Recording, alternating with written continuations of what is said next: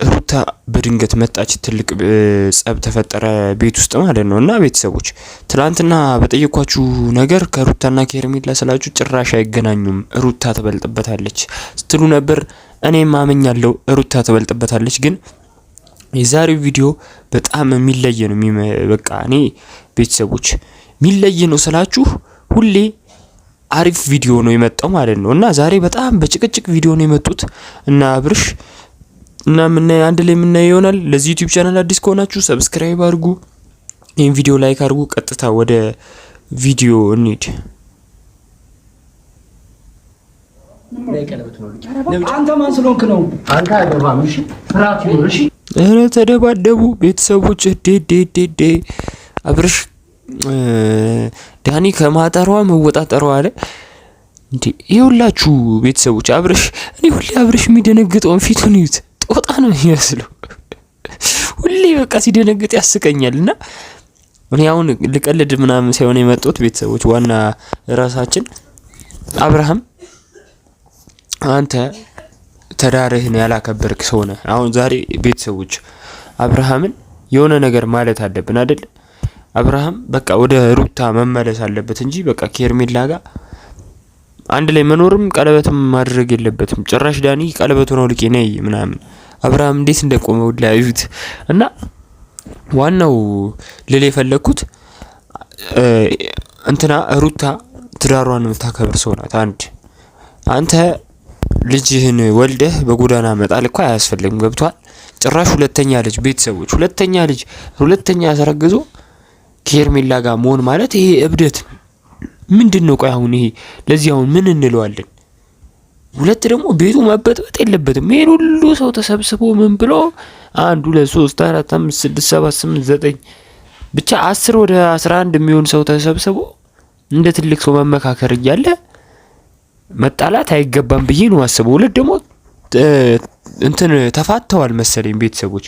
ከተፋቱ መፍትሄ ነው ማለቱ ትክክል ነው። ማግባትም ይችላል። ግን ካልተፋቱ ግን ይከብዳል አይደል? እና እንደዚህ ሆኖ ደግሞ ስንት ነገር እያለ እንደዚህ ማድረጉ አይገባም ነው የምለው። እረ ተብደባደቡ፣ እረ በስማም፣ እረ እንዴ እንደዚህማ አይገባም። እንደዚህ ዳኒ መበጥበጥም የለበትም። ስለዚህ እሷ እስካልፈቀደችለት ሌላ ትዳር መያዝ አችልም።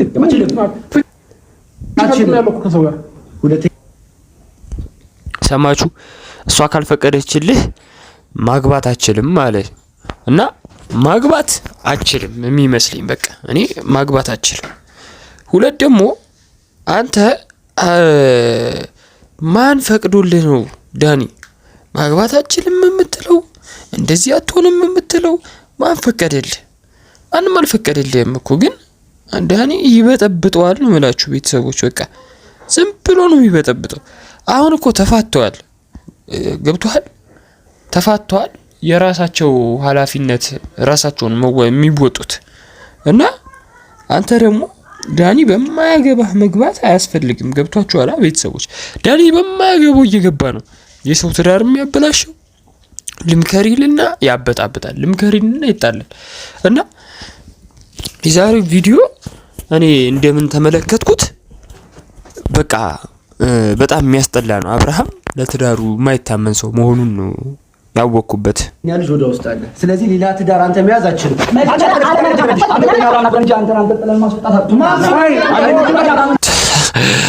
ጀለስ ተናዳ ሰይድ ነው መሰለኝ ማን ነው ስሙን ስለማላውቀው ነው ይቅርታ። አንቺን ሁሉሽንም ጎትቼ ጆሮሽን ይዤ ነው ማስወጣሽ ሲላቸው ይንጫጫሉ። በጣም ነው የሚናደዱት፣ በጣም ነው የሚጠሉት። ይሄ ልጅ ደግሞ አብሶ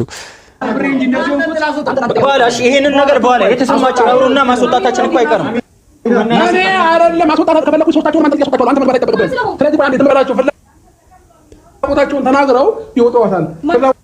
ሩታ ናት ከኋላ ማን ስለሆንክ ብላ ጀርባውን የገፋችው አይሩት። በቃ እኔ አስጠላኝ እውነት የነዚህ ቤት በቃ ቤተሰቦች። እኔ የመጨረሻ ከማን ጋር ቢሆን ይሻላል? ከሩታ ጋር ወይስ ከሄርሜላ ጋር? ሩታ የምትሉ 1 ቁጥር፣ ሄርሜላ የምትሉ 2 ቁጥር። በቃ እኔ መሮኛል። በቃ እኔ ከሩታ ጋር ሆኖ ህይወቱን ቢመራ ይሻላል። ግን አብርሃም አይፈልግም። ድንዝዝ ያለ ሰው በቃ አይገባውም። ሁላችሁ ምንድነው